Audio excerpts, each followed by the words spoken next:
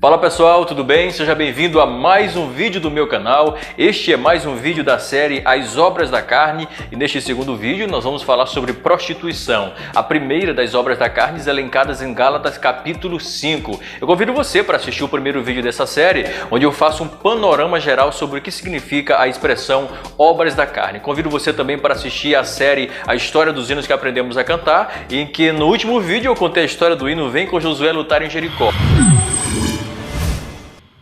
Neste segundo vídeo dessa série, nós vamos falar sobre prostituição, que é a primeira das obras da carne elencadas por Paulo em Gálatas capítulo 5. Lembrando que Gálatas 5 é a matéria-prima que fundamenta toda essa série de vídeos. Agora, o que é prostituição? Aqui está a pergunta principal desse vídeo: o que é prostituição? A palavra usada no Novo Testamento para definir prostituição é porneia. Porneia significa qualquer manifestação ou ato sexual biblicamente ilícito. É preciso ter em mente essa definição, porque conforme nós vemos no Novo Testamento, a prostituição não é apenas um ato praticado, mas também um ato pensado. A prostituição, ela não tem origem no corpo, mas ela começa no coração. O conceito, a ideia que essa palavra apresenta no Novo Testamento é muito mais amplo e muito mais profundo do que comumente as pessoas pensam. Normalmente, quando se fala em prostituição, as pessoas associam a um homem e a uma mulher praticando o ato sexualmente ilícito. Porém, nós percebemos que há pelo menos 9 manifestações da prostituição a partir das ideias que o Novo Testamento nos apresenta. Com isso, podemos dizer que prostituição é adultério, é fornicação, é pedofilia, é incesto, é zoofilia, é homossexualismo, é poligamia ou poliamor, conforme você queira chamar. A prostituição também é masturbação, também é pensamentos sexualmente ilícitos. A prostituição também envolve pornografia e a sensualidade que não é concretizada, que não é demonstrada dentro do contexto do casamento. Portanto, se você se veste indecentemente para querer gerar atração das outras pessoas, você está pecando. É a raiz da prostituição. É você estar querendo gerar cobiça no coração das pessoas. Você está pecando por você ser sensual e por você fazer alguém pecar pela sua sensualidade. Eu sempre digo isso aqui no meu canal e vou repetir sempre: o pecado desconfigurou o sistema do ser humano, de maneira que os nossos desejos, emoções, sentimentos e pensamentos se tornaram completamente desvirtuados e depravados. E o sexo não é exceção. Inicialmente o sexo foi criado com um objetivo santo e bom, que foi o objetivo da procriação e recriação. Com a entrada do pecado, não somente o sexo, mas os desejos sexuais se tornaram desvirtuados. É importante lembrar que você sentir desejo sexual, mesmo que ele seja desvirtuado, não é coisa do diabo. Não é o diabo que coloca o desejo sexual dentro de nós. O desejo sexual é um dom de Deus. Porém, o pecado desvirtua e, se ele não for controlado pelo Espírito Santo, ele ganha proeminência e acaba exercendo domínio sobre todos nós. É importante entender, no entanto, que desde o início, antes do pecado, Deus já havia estabelecido um padrão de sexualidade, que é o padrão de Gênesis 2:24. E deixará o varão seu pai e a sua mãe, e unir-se-á a sua mulher, e ambos serão uma só carne. Deus se importa tanto com a sexualidade humana que, além dele ter estabelecido no princípio esse padrão sexual, ele faz questão de registrar em Êxodo 20:14: não adulterarás. Era um dos mandamentos mais temidos lá no antigo Israel, que inclusive tinha punições. Quando a gente chega em Levíticos 18, nós vemos que Deus estabeleceu uma série de regras quanto à sexualidade, inclusive relação sexual com animais, com outro homem, com outra mulher, com a tia, com o pai, com a mãe. Deus condenando e regulando de todas as maneiras a prática sexual. O sacerdote, por exemplo, não podia, em hipótese nenhuma, se casar com uma prostituta. A filha de um sacerdote, se fosse descoberto que ela era prostituta, ela seria queimada. Quando duas pessoas casadas mantinham relação sexual com uma outra pessoa que não era o seu cônjuge, aquilo constituía-se um adultério e era punido com apedrejamento. Os dois eram mortos. Quando a gente chega, por exemplo, no relato de Sodoma e Gomorra, aquilo cheirou tão mal diante de Deus por causa da prostituição que ali havia, a imoralidade, que Deus acabou queimando. A mesma coisa era a cidade de Nínive, que após ter se arrependido com a pregação de Jonas, cerca de 300 anos depois, caiu novamente na prostituição e na imoralidade, de maneira que o profeta Naum teve que falar contra e apresentar o juízo de Deus.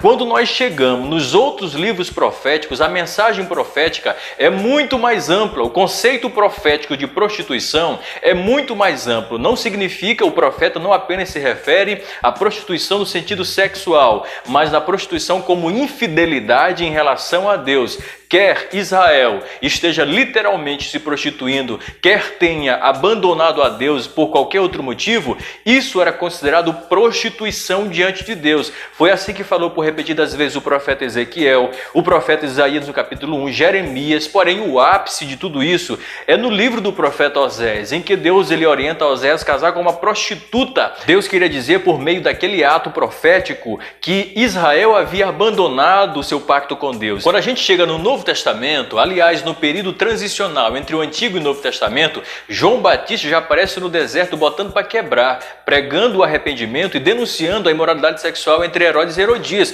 o que ele acabou custando a cabeça dele. Quando a gente chega em Mateus 5:27, Jesus, em seu ministério público, ele amplifica aquilo que estava em miniatura lá nos 10 mandamentos. Os 10 mandamentos diziam: não cobiçarás a mulher do teu próximo. Porém, parece que os judeus não davam tanta importância à cobiça, mas principalmente ao ato sexual praticado, consumado. Mateus 15, versículo 19, Jesus chega a dizer que é do coração do homem que saem as prostituições, os adultérios, as mortes. Então Jesus atacou a raiz do problema. Mateus 19, versículo 9, Jesus fala sobre divórcio. Era muito comum entre os judeus, ou pelo menos em uma escola de interpretação judaica, as pessoas compreenderem que o homem podia dar carta de divórcio à mulher por qualquer motivo. E Jesus expande a questão ao dizer que qualquer um que se casa com uma mulher ou que dá carta de divórcio a uma mulher, exceto por imoralidade sexual, essa pessoa estaria cometendo adultério se casasse novamente com uma outra pessoa. Esse pecado da prostituição como obra da carne sempre foi uma preocupação da igreja desde o início.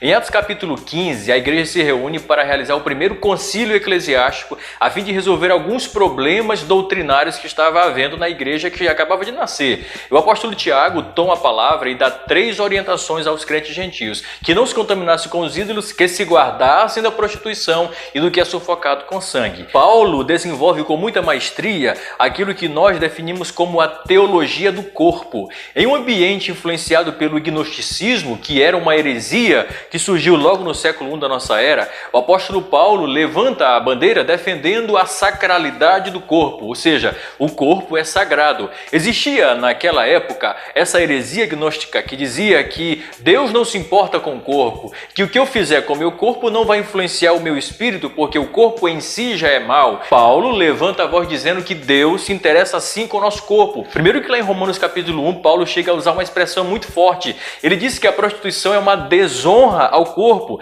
Essa expressão soa muito forte. Quando ele chega em 1 Coríntios 6,18, ele chega a afirmar que a prostituição é um pecado contra o corpo e que há pecados fora do corpo e que a prostituição se torna mais grave porque ela é contra o corpo. Nos versículos seguintes, Paulo usa a expressão templo do Espírito Santo, e não apenas isso, mas corpo de Cristo. Paulo usa uma expressão muito forte quando ele diz: eu poderia usar os membros de Cristo para me unir a uma meretriz. Sabe o que Paulo quer dizer? É que aquele que foi chamado por Deus, mas caiu no pecado da prostituição, ele está se prostituindo, ele está fazendo sexo com o corpo, com o membro do corpo de Cristo. Ou então, ele está fazendo a prática sexual, ele está se prostituindo dentro do templo do Espírito Santo. Qualquer pecado cometido dentro de um templo, a gente já considera com um nível de gravidade muito maior. Agora, a prostituição se torna mais grave porque ela é praticada dentro do templo do Espírito Santo. Quando nós lemos em 1